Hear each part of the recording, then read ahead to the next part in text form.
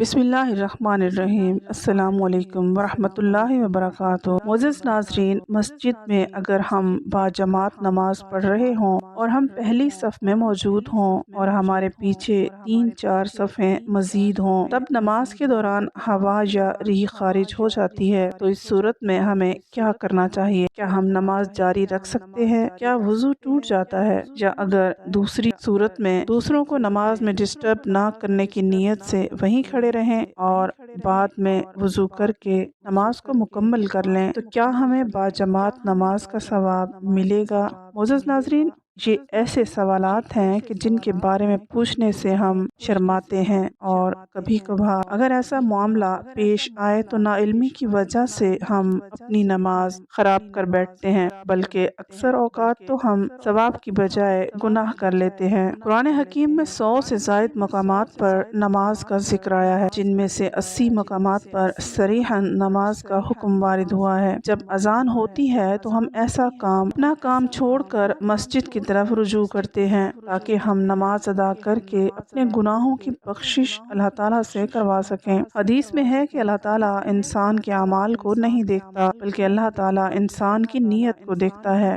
کہ وہ کس نیت سے عبادت کر رہا ہے۔ نماز جیسے اہم فریضے کی ادائیگی کے لیے باوضو ہونا اور دوران نماز باوضو رہنا نہایت ضروری ہے، اس لیے ہم وضو کر کے مسجد میں نماز ادا کرنے چاہتے ہیں، کیونکہ وضو کے بغیر نماز ادا کرنا ثواب کی بجائے گناہ کے زمرے میں آتا ہے۔ اس لیے جب بھی ہم مسجد میں داخل ہوتے ہیں تو باوضو ہوتے ہیں۔ نماز کے لیے ضروری ہے کہ ہم جس جگہ نماز ادا کر رہے ہوں جگہ کا پاک صاف ہونا ضروری ہے، وہاں روشنی ہونی چاہیے، اندھیرے میں نماز ادا کرنا جائز نہیں ہے۔ ہمارے کپڑوں کا پاک ہونا اور ہمارے جسم کا پاک صاف ہونا بھی ضروری ہے۔ نماز کو ادا کرتے ہوئے بھی ہمارا وضو برقرار ہونا ضروری ہے۔ اگر نماز کے دوران ہوا خارج ہو جائے یا جسم کے کسی حصے سے خون بہہ جائے تو ایسی صورت میں ہمارا کیا لاہ عمل ہونا چاہیے؟ ایک دفعہ چند لوگ مسجد میں نماز ادا کر رہے تھے کہ کسی ایک شخص کی ہوا خارج ہو گئی۔ جب ہوا خارج ہوئی تو اس کی بدبو سارے کمرے میں پھیل گئی۔ جو لوگ نماز ادا کر رہے تھے سب کو معلوم پڑ گیا کہ ہم میں سے کسی نہ کسی بندے کا وضو ٹوٹ گیا ہے۔ اس پر چند بندوں میں سے کسی نے یہ محسوس نہ ہونے دیا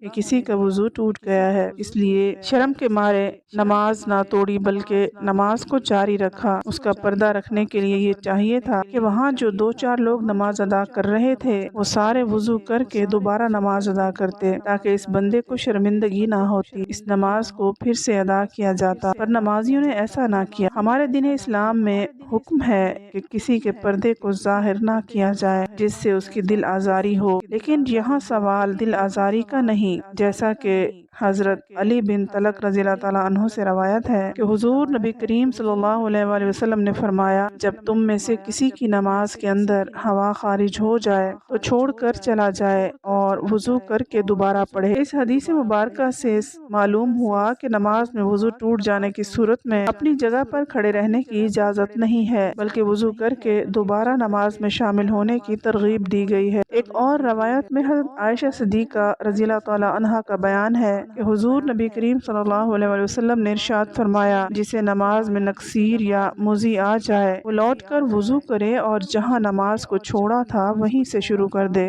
لیکن اس درمیان میں کلام نہ کرے۔ حضرت عائشہ صدیقہ رضی اللہ تعالیٰ عنہا سے مروی ہے، ایک حدیث مبارکہ میں دوران نماز وضو ٹوٹ جانے کی صورت میں صفوں سے نکل کر جانے کے بارے میں بتایا گیا ہے۔ نبی کریم صلی اللہ علیہ وآلہ وسلم نے ارشاد فرمایا، اگر کوئی نماز میں بے وضو ہو جائے وہ ناک پکڑ کر علیحدہ ہو جائے۔ حدیث سے واضح ہے کہ اگر کوئی مسلمان بھائی باجماعت نماز ادا کر رہا ہے تو اس کی ہوا خارج ہو جائے، چاہے وہ پہلی صف میں کھڑا ہو یا دوسری میں کھڑا ہو، اس کو چاہیے نمازیوں سے الگ ہو جائے تاکہ اس کی بدبو سے دوسرے نمازی تنگ نہ ہو، وہ دوبارہ وضو کر کے جماعت میں شامل ہو جائے، اور اگر کوئی رکعت رہ جائے تو اسے بعد میں مکمل کر لے۔ بعض اوقات کو نمازی کو وہم سا ہونے لگتا ہے کہ اس کی ہوا خارج ہو گئی ہے، حالانکہ کچھ بھی خارج نہیں ہوتا۔ یہ شیطانی وسوسہ ہوتا ہے جو انسان کی نماز خراب کرنے اور اس میں عدم خشوع کے لیے پیدا کرتا ہے، اس لیے نمازی کو اس وقت تک نماز نہیں توڑنی چاہیے جب تک اسے اسے یقین نہ ہو جائے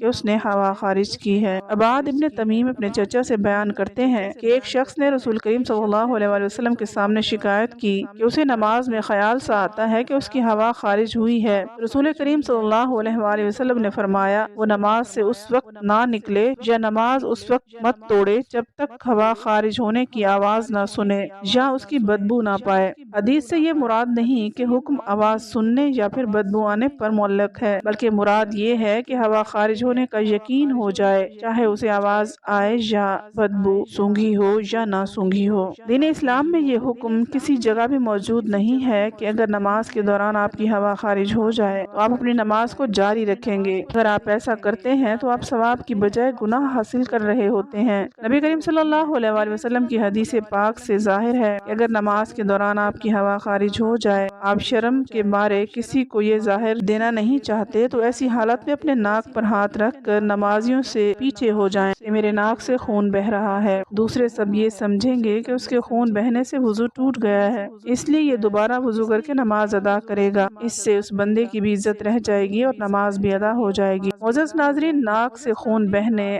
ہوا خارج ہونے، یہ سب صورتیں اگر ہو جائیں تو وضو ٹوٹ جاتا ہے۔ اگر ایسا ہو تو نمازی کو دوبارہ سے وضو کر کے جماعت کے ساتھ ملنا چاہیے۔ جو رکعت باقی رہ جائے اس کو بعد میں ادا کرنا چاہیے۔ کچھ لوگوں کو یہ بیماری ہوتی ہے کہ ان کی ہوا بار بار خارج ہوتی رہتی ہے، ان کے ناک یا جسم کے کسی حصے سے خون بہتا رہتا ہے۔ شوگر کی وجہ سے پیشاب کے قطرے مسلسل گرتے رہتے ہیں، تو ان لوگوں کے لیے حکم ہے کہ وہ ہر نماز سے پہلے وضو کر کے نماز ادا کریں۔ اگر ابھی وضو کیا ہی ہے اور نماز کے لیے کھڑا نہیں ہوا تو اس کی ہوا خارج ہو گئی یا قے آ گئی تو اسے پھر دوبارہ سے وضو کر کے نماز کے ساتھ کھڑا ہونا چاہیے۔ اگر وہ ایسا نہیں کرتا تو اس کی نماز قبول نہیں ہوگی۔ اگر اخراج ریح کا تقاضا ہو تو ریح کو بامشقت روک کر نماز مکمل کرنا مکروہ تحریمی ہے۔ البتہ اگر نماز قضا ہو رہی ہو تو نماز قضا کرنے کی بجائے ریح کو قابو کر کے نماز مکمل کرنا بہتر ہے۔ اللہ تعالیٰ سے دعا ہے کہ وہ ہمیں 5 وقت باجماعت نماز ادا کرنے کی توفیق عطا فرمائے،